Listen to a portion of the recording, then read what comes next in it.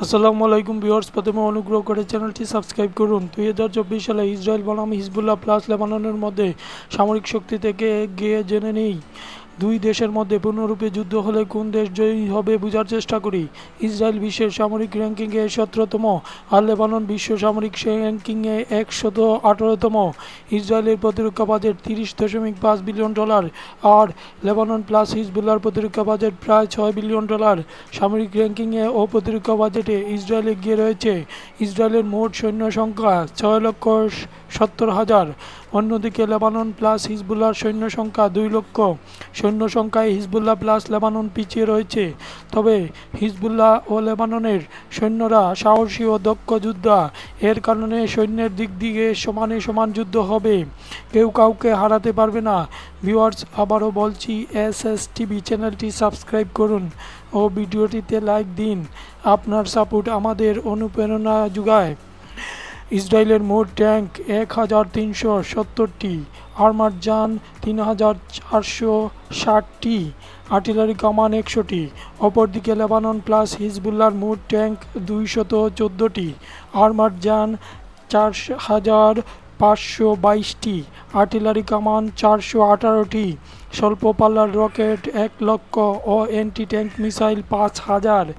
এইদিকে Lebanon plus হিজবুল্লাহর tank কম হলেও armoured যান, আর্টিলারি কামান ও রকেট বেশি রয়েছে। স্থল অভিযানে ইসরায়েল তেমন সুবিধা করতে পারবে না। ইসরায়েলের নৌবাহিনীতে 5টি সাবমেরিন সহ মোট 66টি যুদ্ধজাহাজ রয়েছে। অপরদিকে লেবানন প্লাস হিজবুল্লাহর নৌশক্তিতে কোনো সাবমেরিন নেই। মোট 69টি যুদ্ধজাহাজ আছে। নৌশক্তির যুদ্ধে একে অপরকে হারাতে পারবে না। ইসরায়েলের মোট যুদ্ধ বিমান 612টি, আর এতে রয়েছে F-15, F-16, F-35 এর মতো অত্যাধুনিক ফাইটার জেট। অন্যদিকে লেবানন প্লাস হিজবুল্লাহর মোট যুদ্ধ বিমান 81টি, এর মধ্যে 9টি ফাইটার জেট আর বাকিগুলো হেলিকপ্টার ও ট্রেনিং বিমান।